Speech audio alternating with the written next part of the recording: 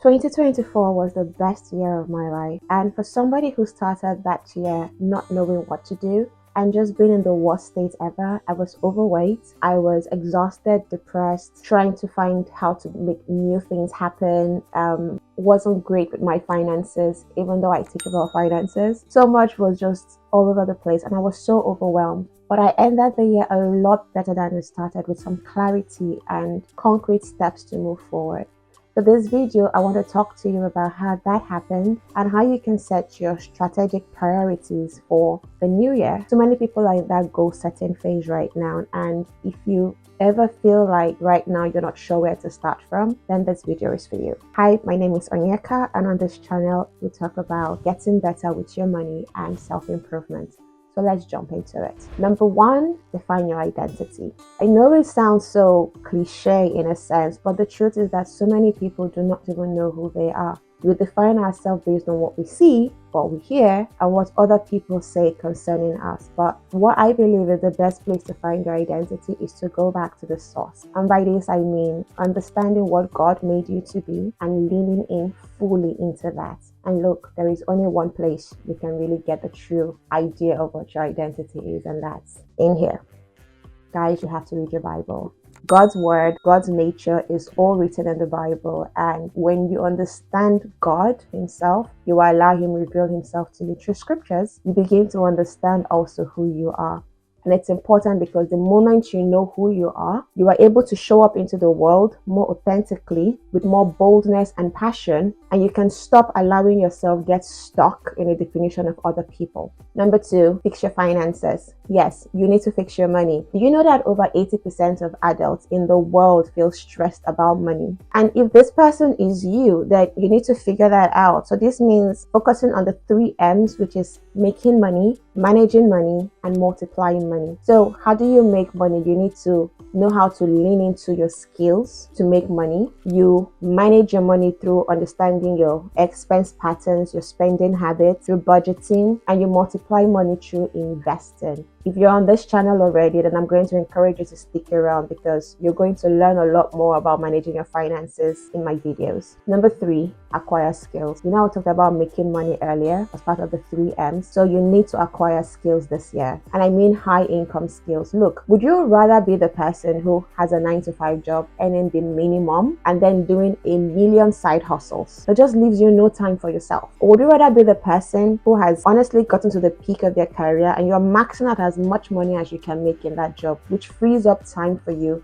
to do other things because money is not a problem in your life? If you ask me, I'd rather be the second kind of person. So I know it's very common for people to want to jump on every trend there is. 5 ways you can make $150 per week or per month or per day. And before you know it, you're doing 10 different side hustles. Look, you're going to be so exhausted. You're not going to find the energy to focus on any other area of your life in that pursuit. So what I encourage and advise in this sense is to find the one thing, like the 20% basically, that will drive the 80% of your results. And really, one of this is really to take back most of the money you make and invest it back in yourself. Because the more you know, the more your perceived value, the more people are going to be willing to pay you. And that takes us to point number 4. Take care of your health. If you're spread too thin, you are too exhausted. Only a healthy person can actually make more money, acquire skills, learn new things and whatnot. So take care of your health. And I don't know what this might mean for you, but here's what I want you to think about. What goes into your mouth? Take care of your guts. This means you need to cut down ultra processed foods. Yes, get more healthy, whole foods. So eat vegetables, eat fruits. I learned this thing somewhere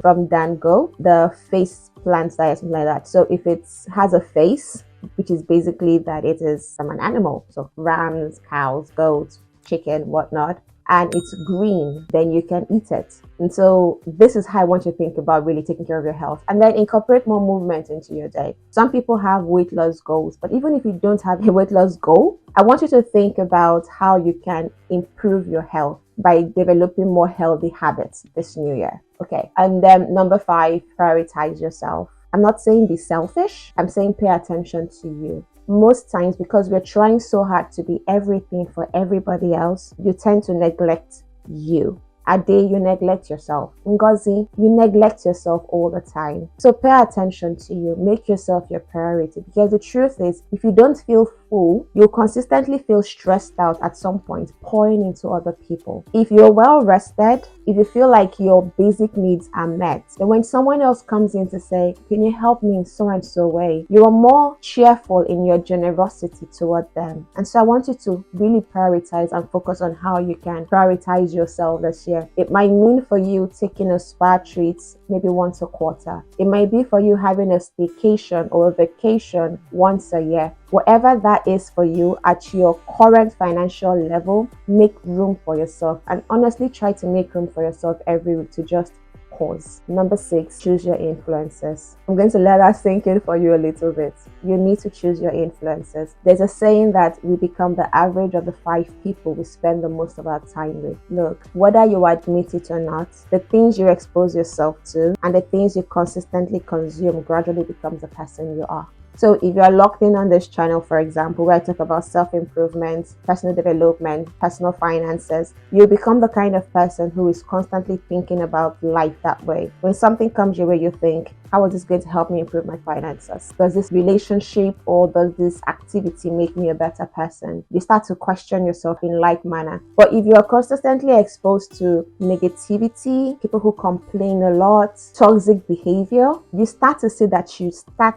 thinking in similar manner. So I want you to make this year the year where you decide who influences you. Yes, you can go on Instagram and start mindlessly scrolling on TikTok or even on YouTube Reels. Don't be a mindless scroller. Decide what you like. That's how to practicalize this, okay? When you like something, the algorithm constantly gives you that thing subsequently. So what are you liking? When you stop liking nonsense, you stop seeing nonsense on your feed. So learn how to curate your own feed, all right?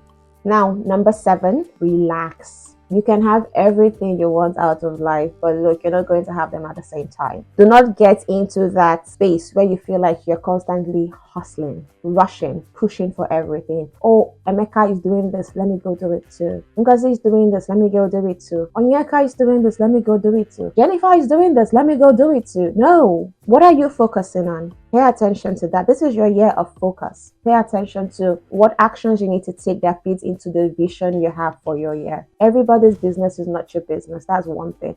But the second part of this is also, I know that you have all those goals, but you need to learn how to fix each one per time. So you don't need to jump into 5 different activities at once to say that at the end of the year, oh yes, I did all this and I made it happen by April. Who are you trying to impress? Who? If you have 5 goals and you achieve that 5 goals by December of this year, even if it's just 4 that you were comfortably able to deal with and you stretched yourself reasonably without burning out, it's a big win. So the only person to impress in this world is you. And if it's just you, then there's no reason why you need to feel like something needs to happen at a specific time, at a specific date, at a specific age. You can get so much out of life and you can have really anything you want to have in this world, but you're not going to have it at the same time. So relax. I like to tell myself, don't strive. Do not strive.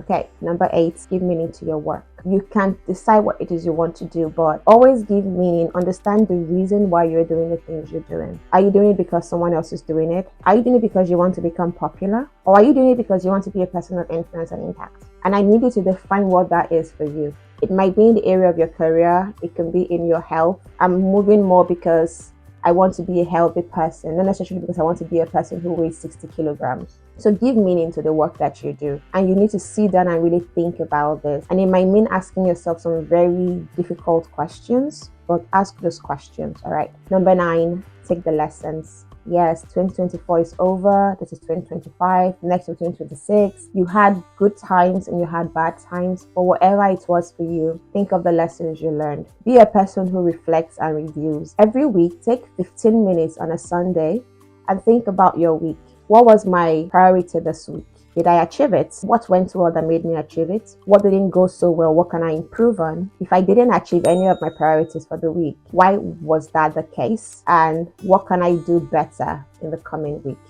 I want you to set a self-reflection day every Sunday.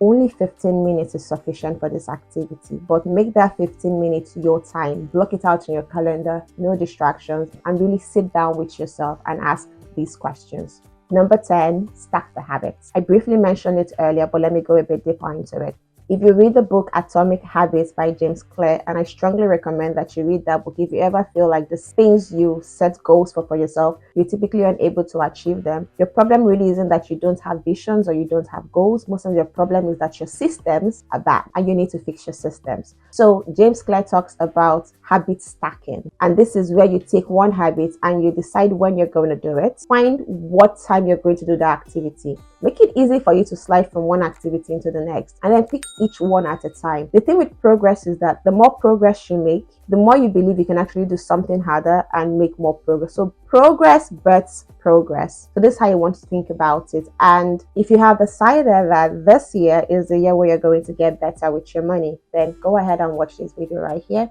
I'm going to see you there. Bye.